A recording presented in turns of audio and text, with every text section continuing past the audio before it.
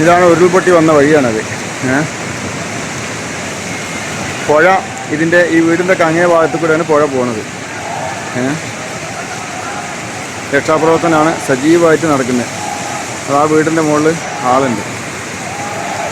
അതാ ആ വീടിൻ്റെ മുകളിൽ ഉള്ള ആളുകളെ രക്ഷപ്പെടുത്താൻ വേണ്ടിയിട്ട് തെങ്ങ് വലിച്ച് പാലം പോലെ ഇട്ടിട്ട് ആളുകളെ രക്ഷപ്പെടുത്താനുള്ള ശ്രമം നടത്തുന്നു.